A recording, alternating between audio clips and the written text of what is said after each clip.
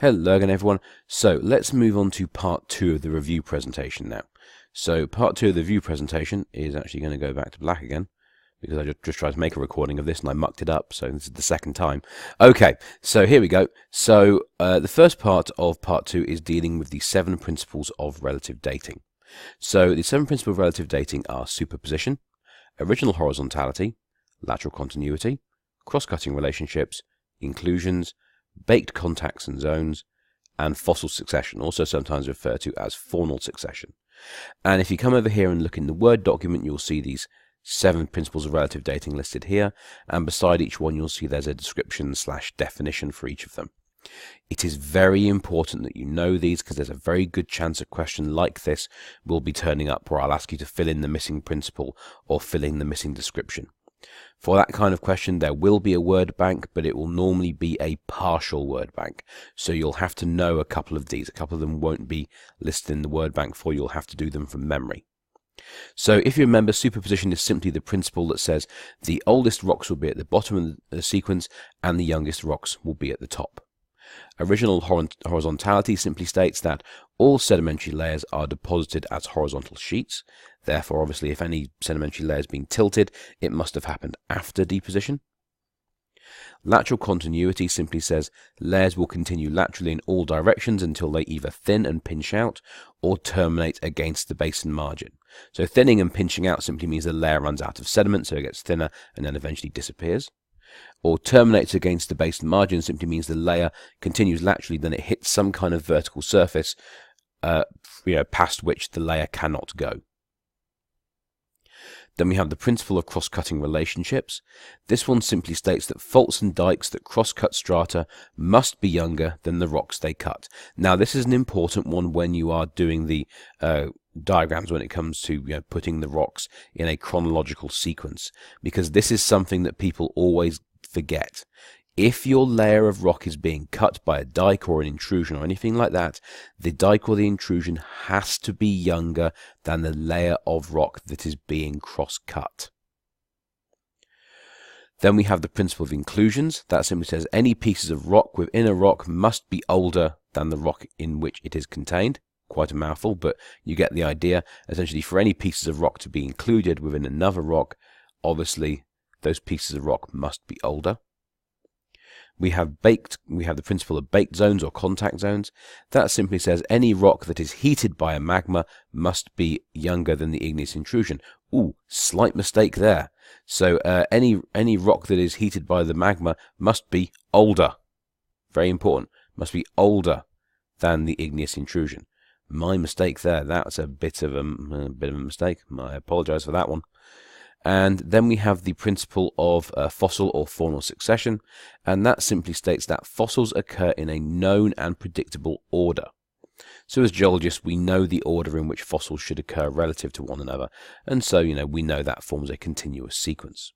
So it's very important that you know these 7 principles and the descriptions for each one, because there is a very good possibility that a question about this will appear. Okay, so next we need to think about unconformity. So you'll need to know your 4 types of unconformity.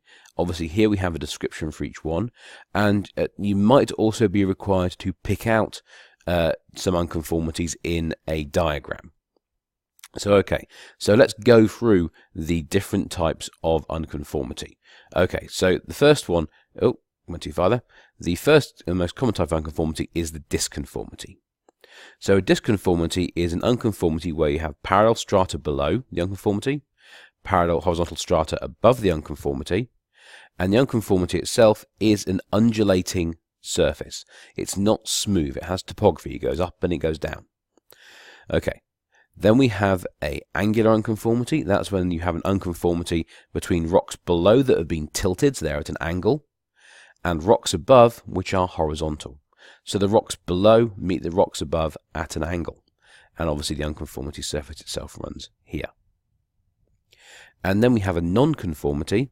A nonconformity is simply an unconformity, or essentially any contact between sedimentary rocks and igneous rocks, or sedimentary rocks and metamorphic rocks, which apparently I decided to go and misspell there. There you go. My mistake. I do apologize for that one. Let's correct that now. There we go. Sorted. In fact, I also forgot, flipping neck, I was not having a good day when I put this presentation together. Okay, so those are the three main types of unconformity, and obviously these are also covered in the descriptions over here. Now, the fourth type of unconformity is on the next slide, and that is a paraconformity. So in the case of a paraconformity, the strata is horizontal below the unconformity. The strata is horizontal above the unconformity. The unconformity itself is completely flat. It looks just like a contact between two layers of rock, just like this one here. So the only way to be able to identify an unconformity is simply by being able to date the layer of rock below, the layer of rock above, and when you do that, you'll realize you're missing time. So let's say this layer of rock here is 55 million years old, this rock here is 50 million years old. Well, you know this contact here must represent a lost period of time of around 5 million years. So once again, very important you know your unconformities. Very important descriptions for them, because I might ask you to match the description of the unconformity with the unconformity type. Also, you need to be able to identify these unconformities in the different block diagrams. So here are some block diagrams. These are the ones from the lab manual. So you're already familiar with them. And as part of the exam, you will definitely have to do at least one, possibly two of these. Okay, so these relative dating diagrams will be making an appearance. And so obviously it will be your job to put the rocks in a chronological order. So in the case of this one down here, we can see G's at the bottom of the sequence, so G, E, C, A. Then we obviously have the unconformity, which is D, then F, then B. Now if I was to ask you to find the angular unconformity, obviously it would be D here, because we have tilted strata below the unconformity and horizontally bedded strata above the unconformity. So that's a nice example of an angular unconformity there. In the case of this block diagram over here, we have essentially layer D is going to be first. We know layer D has to be before B because the principle of inclusions clearly shows that we have pieces of D in B, therefore D must be older. We also then have the unconformity, which is C, and then we have the layer A deposited over the top. Now we know layer A has to be the youngest because it contains pieces of D and it contains pieces of B. So in this case, if I was to ask you to, mark out a non-conformity, well, the non-conformity would obviously be this surface here, where we have sedimentary rocks, layer A, in contact with metamorphic rocks, layer D, or sedimentary rocks, layer A, in contact with igneous rocks, layer B. And then we have this diagram here. This is the more complicated one. So this one is essentially a bit more difficult. So we're going to have layer B at the bottom, H, F, A, I, C, then intrusion by M. Then we have fault J. Now you're probably thinking, hold on a minute, fault J only cuts B, H, F, and A. So how do I know that fault J is younger than layer I and layer C? Because I can't see the fault cut layer I and layer C, can I? Well, I know the fault has to be younger than layer I and layer C because layer I and layer C are cut by the intrusion M. And then M is cut by the fault down here. Therefore, layer J must be younger than M. So I should say fault J, must be younger than the intrusion M. And M must be younger than layers I and C. So that's how I know that order. Then obviously we have an unconformity coming across here. Then we have horizontally bedded strata above, layer K, layer I. Then we have dike D cutting across here, the dark blue one. And then that's cut by this final dike, layer G. So in this particular diagram, we obviously have an angular unconformity here, because obviously we have tilted layers of rock meeting horizontal layers of rock here. We obviously have a non-conformity over here, so everywhere along the margin of the intrusion here is going to be a non-conformity, because we have sedimentary rocks in contact with igneous rocks. And then, of course, we also have the principle of cross-cutting relationships to remember. We obviously have the fault here, J, cutting across, and we have the dike D, the dike G, and also the intrusion M. We can't forget those. So okay, so this is the kind of thing you need to remember. You know, you've done quite a few of these by now. You know the drill, so I'm not really going to go into them in any more detail. Okay, so next. So the next part is absolute dating or radiometric dating. So the first question is what is an isotope? Well, to begin with, we need to remember that every element is defined by the number of protons in the nucleus of that atom. So, for instance, if you have an atom that has 11 protons in the nucleus, it has to be sodium. If it has 79, it has to be gold. If it has 92, it has to be uranium. So an element is defined by the number of protons in the nucleus. But the nucleus is not just protons, it's a mixture of protons and neutrons. So when you add the protons and neutrons together, you get the atomic mass. So what we see is you can have several nuclei, several atomic nuclei that have the same number of protons, but they'll have varying numbers of neutrons. And so that means the atomic mass will change. So a good example is potassium. Potassium comes in three main isotopes: potassium-39, potassium-41, and potassium-40. So as you can see, in each of these cases, they're all potassiums. They're all going to have the same number of protons, but you can see from the fact the atomic mass is changing that the number of neutrons is changing. So an isotope of an element essentially means it has the same number of protons, but most importantly, varying numbers of neutrons.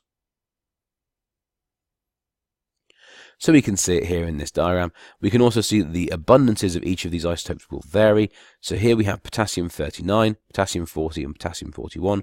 And you can see potassium-39 accounts for 93%, potassium-40 about 0.01%, and potassium-41 about 7%, give or take a little bit. So you can see that these abundances vary quite a lot. And obviously when we plug these abundances in, so when we take the atomic mass, the abundance, and plug them together, we end up calculating the atomic mass for potassium. So that's why when you look at a periodic table, you don't, for some cases you don't have the atomic mass being a nice round number. That's an instant hint that, excuse me, that's an instant hint that that element has more than one isotope. So in terms of the way we write this kind of information, so here's a potassium. So when we write this kind of information down on a piece of paper, we simply use the atomic symbol for potassium, which is obviously K. Then we have these two numbers here. The lower number here is the proton number. So that's going to be 19. That says how many protons you have.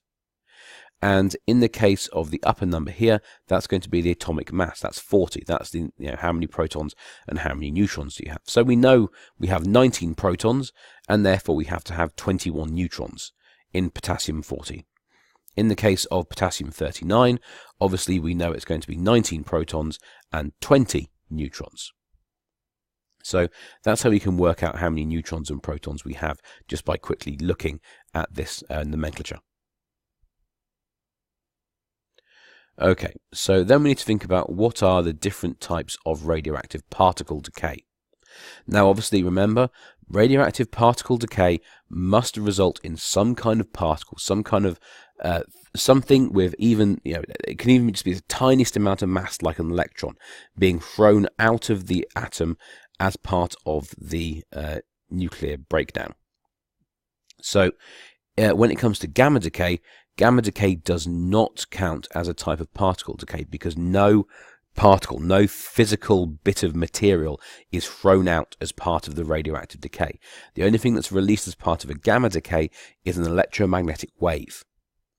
So that doesn't really have any mass to it, so it doesn't count as a particle decay. So gamma decay is not a type of radioactive particle decay. The three types of radioactive particle decay that we see are alpha decay, beta decay, and electron capture. So let's discuss each one of these different types of decay. Well, alpha decay results in the release of a helium nucleus. That's a particle that contains 2 protons. So 2Z means 2 protons, and 2 neutrons, 2N. So if we jump to the next diagram, here's our alpha decay. We can see as part of alpha decay, we kick out a proton, a particle that consists of 4 particles, 2 protons here in blue, and 2 neutrons here in red. So this is referred to as an alpha particle. So this is going to go flying into the surrounding minerals. Oh, sorry guys. I was marking till late last night. My apologies. So this is an alpha particle being kicked out there. So alpha decay will result in the number of protons decreasing by 2 and the atomic mass decreasing by 4 because we've lost 2 protons and 2 neutrons. Okay, so proton number decreases by 2, atomic mass decreases by 4. Now the next type of decay is beta decay. And in the case of beta decay, what's going to happen is we're going to take 1 neutron and we're going to change it into a proton. Now obviously neutrons by their very nature have to be neutral. So that means when you form a positive particle from a neutron, that means a negative particle has to be kicked out to achieve balance.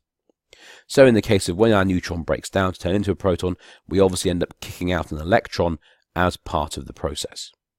So if we go to the next slide, here's our nucleus once again, and we're going to have a neutron spontaneously change to a proton. So we're going from neutral, so obviously positive and negative in the same particles, that's why it's neutral. And as we go to positive, as we go to a proton which is positive, that means that negative charge has to be kicked out in the form of an electron. So in the case of beta decay, what's happened? Well, the proton number has gone up by 1, because we've obviously gained a proton. The atomic mass has not changed, because all we've done is we've taken a proton and we've turned it into a neutron. That's it. Nothing particularly spectacular there. So once again, the proton number goes up by 1. The atomic mass stays the same. The final type of particle decay is electron capture. So in the case of electron capture, what happens is we have a proton, gets hit by an electron, and obviously positive plus negative equals neutral. So we're taking a proton and we're turning it into a neutron. And as due to the result of that is that the decay kicks out a positron. A positron is essentially the reverse electron. Essentially, it's a positive electron. Gets kicked out as part of that particular change. So obviously, as we can see over here, here's our proton. It gets struck by the electron. Positive plus negative equals neutral. So our proton turns into a neutron. So in the case of electron capture, the proton number obviously goes down by 1 because we've replaced a proton with a neutron.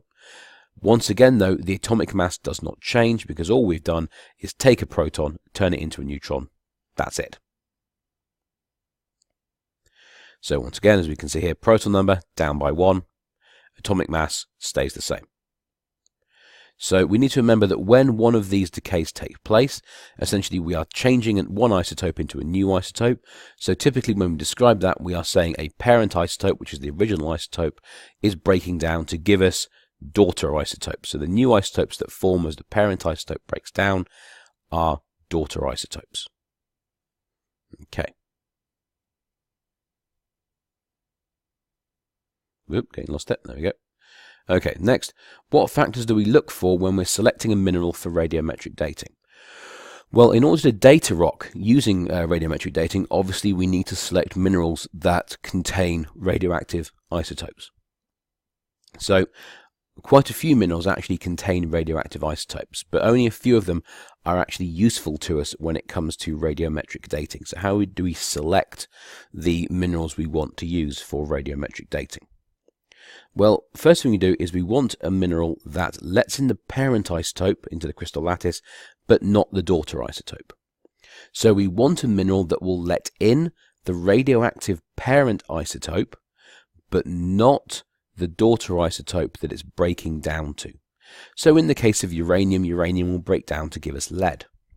So what we want is we want a mineral that will let uranium into the crystal, so the crystal will have radioactive material in it, but we do not want any lead to be able to get into the crystal as it's growing. So this means that obviously our crystal forms, it's got uranium in it, and then that rock sits around for, let's say, 1 billion years. And so during that 1 billion year time period, obviously uranium within that crystal will be breaking down to form lead. So that means that when we come along in 1 billion years time and we take that crystal out of the rock and we analyze it, it means that any lead that's in that crystal must have formed due to the breakdown of the radioactive parent isotope. Okay, that's very important.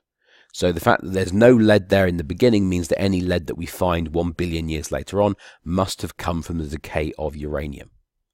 So this means that if we simply add together the amount of the uranium we have in our crystal after 1 billion years and the amount of lead we have in our crystal after 1 billion years, we add those two values together, essentially that tells us how much uranium we started with. Okay, and then once we know how much uranium we started with, and we know how much uranium we have left after 1 billion years, well then it's a very simple calculation to actually work out how old our crystal is. So, it's a very straightforward process, but it most importantly relies on the fact that the crystal that's growing will let in the radioactive parent isotope, but not the daughter isotope when the crystal is forming in the first place. The other thing we want, of course, is we want a crystal that's going to be resistant to chemical alteration. Over 1 billion years, it would not be surprising to have some kind of hydrothermal fluid pass through our rock. So what we want is we really, really want a crystal that's super inert, that won't really interact with the hydrothermal fluid. So that means the hydrothermal fluid will not affect the amount of lead or the amount of uranium in our crystal. So next, we obviously want a crystal that's also resistant to physical weathering. So we also want to have a mineral that's going to be, if the rock gets exposed to the atmosphere for, let's say, a couple of million years, what we really want is we want a crystal that's going to stay around. It's not going to break down easily. Because obviously if the crystal breaks down easily, well, that means we're going to lose the crystal. Therefore, we'll never be able to get any information because it's gone. We also want a mineral that has a high closure temperature. So the closure temperature is the temperature above which a mineral can essentially change essentially it can reset. So if you imagine we have our crystal, and our crystal has just uranium in it, no lead at all, and that crystal is left to its own devices for 750 million years. So over that 750 million years, some of the uranium is turning into lead. Now, what we want is we want to come along, we want to measure that crystal, and we'll, once we measure that crystal, the date we get will be accurate because we can work out how much uranium we started with and how much uranium we have after 750 million years. But let's just say, for argument's sake, our crystal at 750 million years starts getting warmed up. Let's say something happens. Let's say an intrusion intrudes the rock right next to our crystal, and so our crystal starts to get heated up. Well, if our crystal gets heated up to a temperature above its closure temperature, at that point it can begin to exchange parent and daughter isotopes with the surrounding minerals. So, for instance, let's say our crystal gets heated up to a temperature where the closure temperature is exceeded. Well, at that point the crystal could maybe start losing lead, or it could start losing uranium, or it could gain lead, or it could gain uranium. And so this would essentially mean that whatever value we calculated, let's say after 1 billion years, would be incorrect because we wouldn't have the right amount of uranium or lead in the crystal. So, that's why a mineral like zircon is so good, because the closure temperature for zircon is around 1000 Celsius. It's a very high closure temperature. In contrast, the closure temperature for something like biotite mica is somewhere down in the region of about, 100, 150, actually more like 150, 200 Celsius. In geology, you can sneeze and you can create a temperature of 150 to 200 Celsius. So that's why dating, rocks using minerals like zircon is far more effective, because they just have a much higher closure temperature. Therefore, the chance of the minerals having been reset, essentially having had the amount of uranium and lead changed at some point, is relatively low. And the final thing we look for is, obviously, we want a mineral that's common. The easier it is to find, the more crystals there will be. The more crystals we can find, the more crystals we can analyze. Therefore, the better our data set will be for that rock, and therefore the more accurate our date will be for that rock. So make sure you know these five things that we look for when hunting for a mineral for radiometric dating. So the next thing we need to do is we need to understand half-lives. So I've actually just realized I made a small mistake there, for which I'm actually just going to delete that part. So when it comes to half-lives, we need to understand how half-lives work. So a half-life is the amount of time required for 50% of the radioactive parent isotope in a sample to fully decay to the stable daughter isotope. So half-lives obviously vary in age. Some of them are stupidly fast. So hydrogen-7 has a half-life of around a billionth of a second, whereas tellurium-128 has a half-life of 2 septillion years, and that's 2 septillion years here. It's absolutely massive. So we also need to remember that radioactive decay is not a uniform process. So this graph here kind of sums it up quite nicely. When we start off, we have essentially 100% parent isotope. No parent isotope has disappeared yet because no parent isotope has decayed. After one half-life, 50% of the parent isotope has now decayed. So if we started off with 1 million atoms of the parent isotope, after one half-life we have 500,000 atoms of the parent isotope and 500,000 atoms of the daughter isotope. After two half-lives, half of this 50% has now decayed. So that means we now only have 250,000 atoms of the parent isotope, and now we have 750,000 atoms of the daughter isotope. So after 3 half-lives, we can see that now half of this value here is left. So now we only have 125,000 atoms of the parent isotope, and we have 875,000 atoms of the daughter isotope. So you'll see how it works. Essentially, each half-life, the amount of the parent isotope essentially divides by 2. Obviously, we can then work out how this will go. What I'll actually do, I forgot to put it in here, for which I apologise. I'll actually put a table into the handout for you guys, so that you can actually see how we calculate the varying things like the amount of half-life, the amount of daughter isotope, that kind of thing. But anyway, I know you guys made notes about this when we were in class. We discussed this in quite a lot of detail. So hopefully you'll have those notes and you can revise this part as well. I think it would be wise to find those notes and have a look, because although I don't do it every time, it would not be surprising for me to put in a table where I asked you to calculate, the changes in the amount of parent isotope, daughter isotope, the age of a rock as we go, through several half-lives. So the final thing we need to remember is that, there we go. The final thing we need to remember, and I didn't put it in, of course, is that when we're talking about a half-life, we are talking about the amount of time required for the parent isotope to fully decay to the stable daughter isotope. So obviously this means the decay has to be complete. So in the case of uranium, the decay is complete once it makes it to lead. Lead is stable, it won't decay anymore.